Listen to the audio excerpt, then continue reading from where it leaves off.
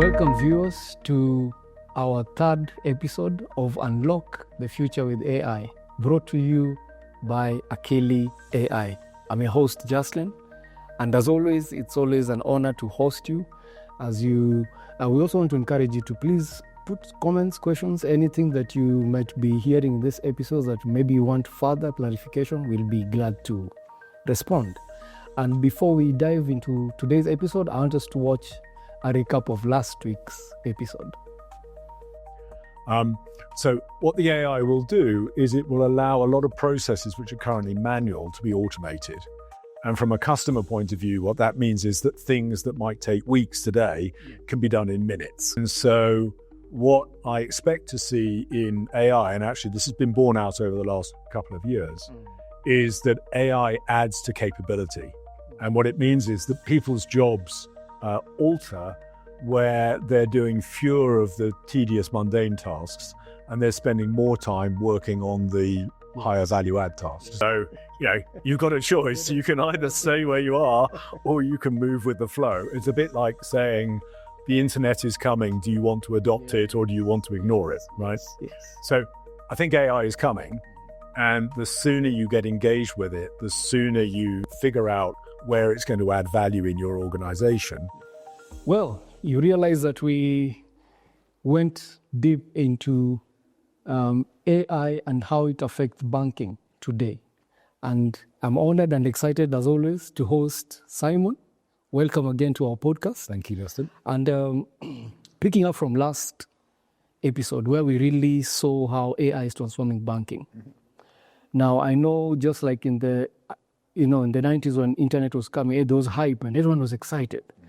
But very few people were able to get the benefits of what the internet does. Now, right now, there's excitement about AI. So for me, who is in the banking sector, or for somebody who uses finance on a day-to-day basis, what can they really gather? What do they really get from this?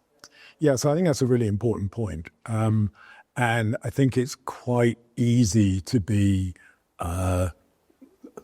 misled almost by the press that you see around AI. So the press very much focuses on what is the most complicated thing that AI can possibly do.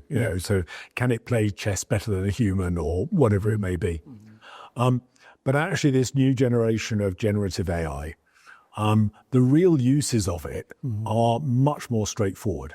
They're things like, is the address format on this application form correct? Yes. Does this ID correspond to the person's face? True. Those sorts of things. So while the AI can do very complicated things, actually there are huge numbers of jobs which software finds really difficult, but humans find easily, that AI can, or tasks at least, that AI can do for you. So what that enables you to do is to improve the quality and the speed of operations within an organization. I know when you talk about, or rather when you're talking about digital transformation, many people understand. I understand digital transformation to be the use of software, application of software, getting the latest software, updates, upgrades. Now, AI, so that we clearly understand, is AI a software? Is it an algorithm? Is it something that was founded and created to make work easy? How would you clearly demarcate the issue for us? Yeah, so at one level it is software, and another level it isn't.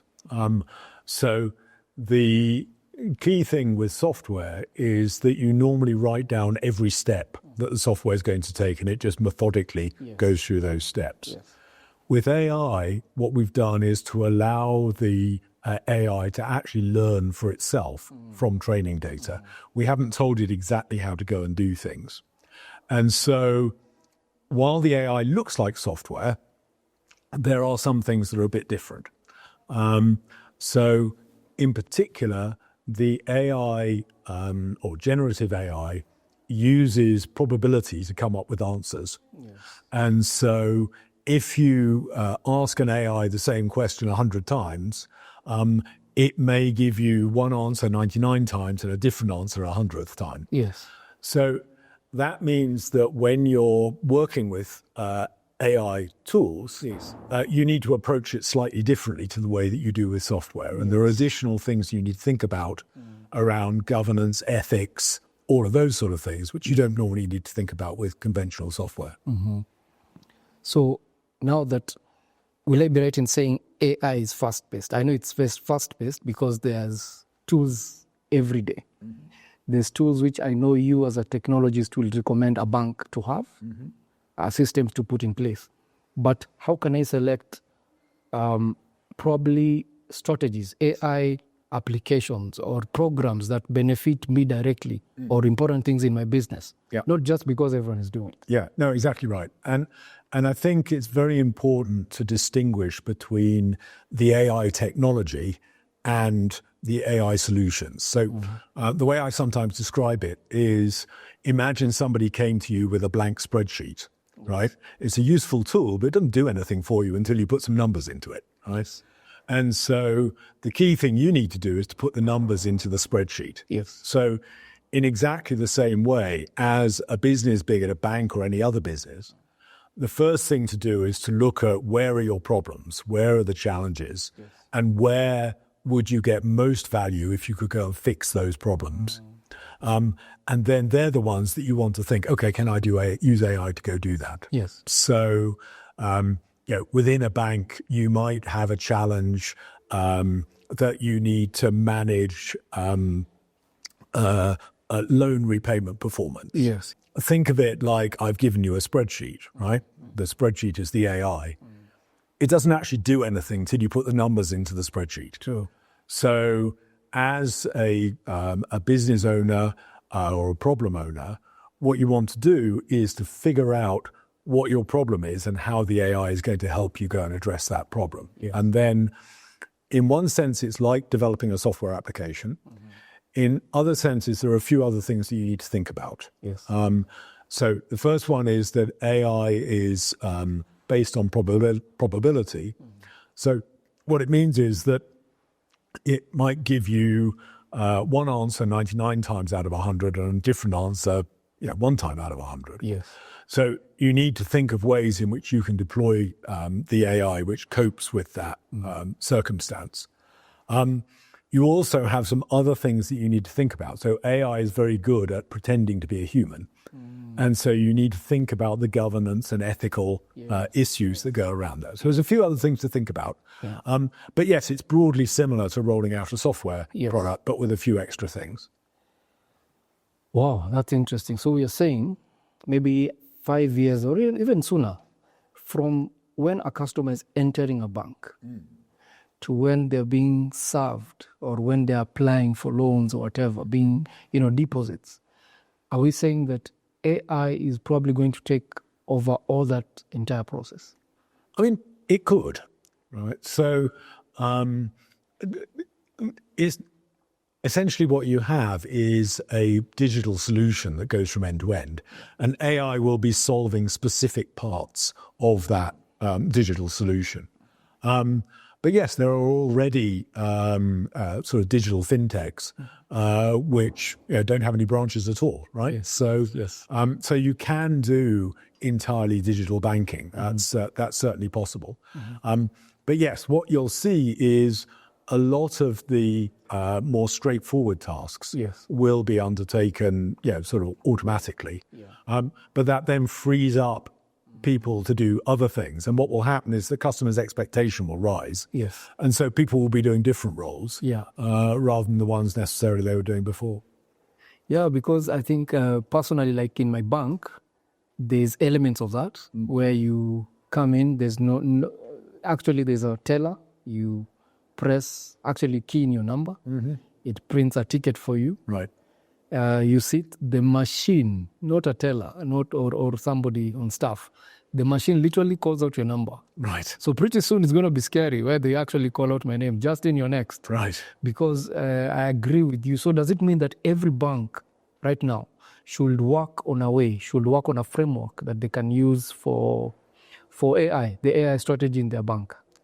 I think AI is coming. So each bank needs to figure out how they want to adopt AI within their organization. Arguably, there'll be no need for branches in 10 years' time, right? Because everything will be done digitally.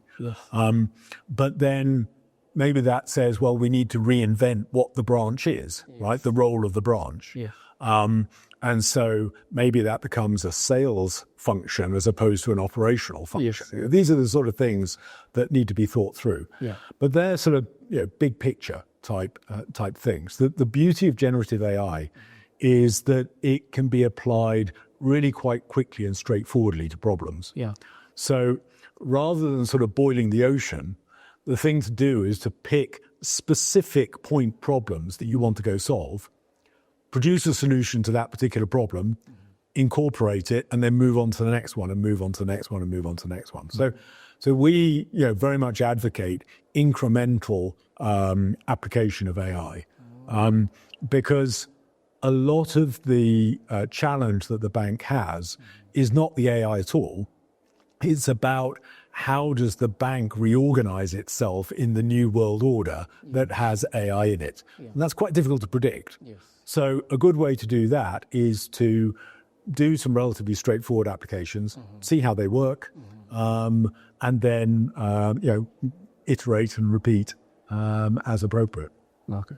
So Simon, thank you so much I've learned so much myself on a personal level, and I hope in the next episode we can get to learn more. Look forward to it. Thank you, Justin. Thank you so much, viewers, for watching. Remember to like, subscribe if you're watching on YouTube, share this episode if you're watching from the app. And until next time, continue to unlock the future with AI. Bye. If you enjoyed this episode, be sure to subscribe, leave a review, and share it with others who are passionate about the future of business and technology in Africa. See you next time.